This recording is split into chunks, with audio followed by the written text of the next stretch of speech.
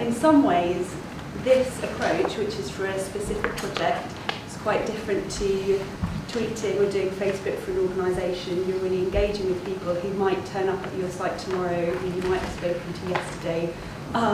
Yeah, and again, as Ross said, when Teresa came to this, when she started managing this Facebook account, she didn't have any previous experience with social media, so she was quite nervous. But can I just ask who's already on Facebook at all?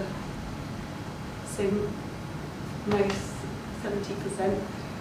Yeah, so I think, in my personal opinion, Facebook is one of the easiest ways to get started on social media. It's quite clear and well laid out. My mother turns 70 in November, and she's fine on Facebook, but she struggles. Twitter is a bit more intimidating for her. So I think, particularly if you're in a community group and you want to extend it out to other members who aren't necessarily on social media, Facebook's a great way to get them started.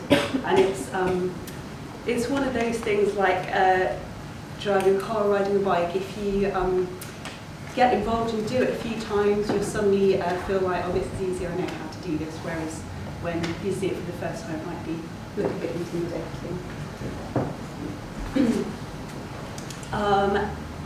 And again, what Teresa has really built up all the way through the Facebook page is a specific tone of voice that reflects how she speaks to visitors in real life. So it's professional, but it's also very friendly, very chatty. And doing that, firstly, helps you to understand the kind of organisation it is, and it also makes people feel warm and confident to reply and maybe to visit Middleport Pottery. So it really gives potential visitors and potential supporters a sense of the kind of friendly place it is and helps them want to engage. And so this page, I know it's a bit small, I just read it out for you. So this post, she said, in just 10 minutes' time we open our doors to the public for the first time. Today's a very exciting day. And here she's saying, thank you Attic artists, and thank you for the beautiful artworks you've created that are now on display in our brand new gallery.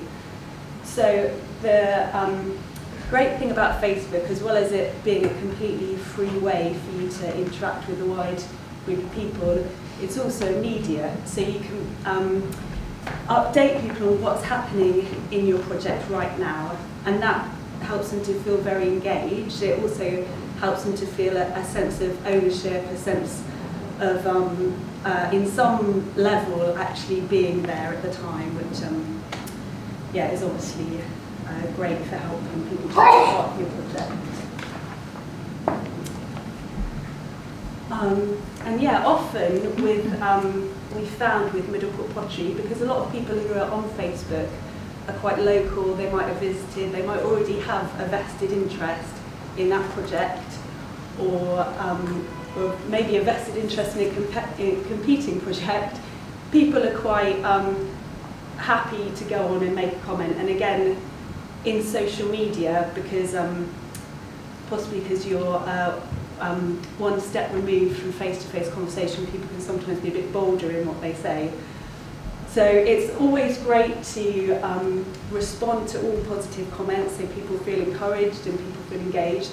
It's also obviously good to respond to a negative comment to try and address people's concerns and maybe try and correct misconceptions.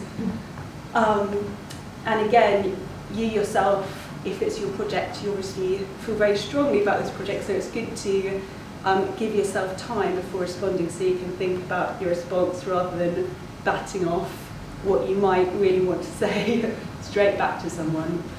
And also in some cases she's put here, if people are persistently trying to fight with you online, trying to have an argument with you, sometimes it is just best to ignore them, so you're not exacerbating that situation, having some kind of public argument, which you obviously wouldn't want to have. And it's worth remembering that in Facebook, if someone does put on negative comments, you can delete those comments. so that the person who's commented can still see that comment and their friends can, so they're not aware that you've deleted it, but for all intents and purposes it will be gone. And obviously as a last resort you can block that person if they're a problem. And this is a great example of what we've really seen on the Middleport Pottery page. It's not just that we've seen likes going up a lot, but the number of responses and the number of actual interaction happening online has been really, really good. And this is a great example. So one person's asked a question, Teresa's replied to this person, and then that's generated all these different comments. So not only is this showing when someone opens your Facebook page that people are really interacting, but John Webb, Deborah Noonan, these comments are going out to all their friends. So really these people are doing your job for you. They're promoting your page and they're promoting your project. And you don't have to pay anything, you don't have to do anything, they're really doing it themselves because they feel interested and engaged. A great thing to do when you've got a project, when you've got something that's progressing and things are happening, is to make a big deal on social media of your milestones.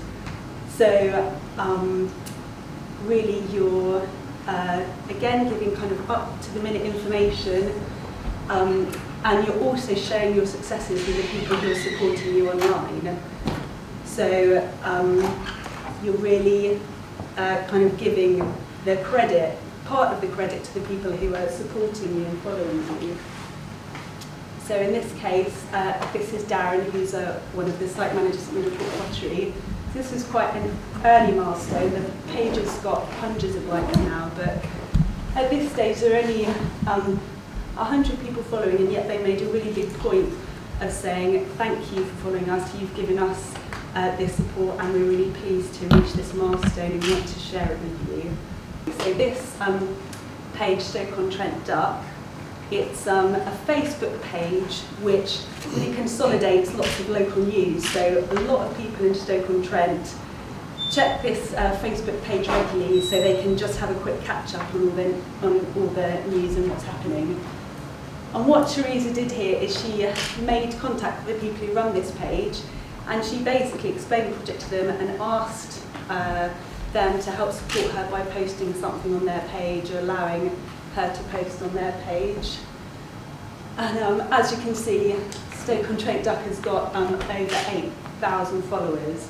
So just by having something on their page, it's a really effective way of, again, free marketing. And I know lots of, there's some projects I know who have people like a particular ambassador who has a great following. Like I mentioned earlier, Cleveland Pools Trust. They've got an Olympic swimmer who supports them just by asking her to put something on her pages. Other people have shared that again, and it just is self-perpetuating.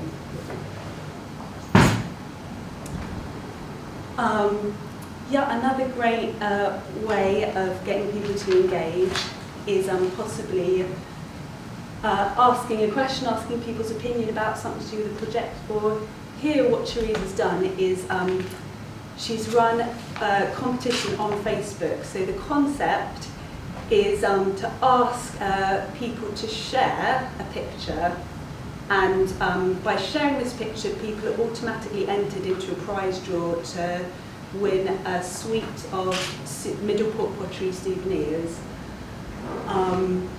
And basically it was really successful.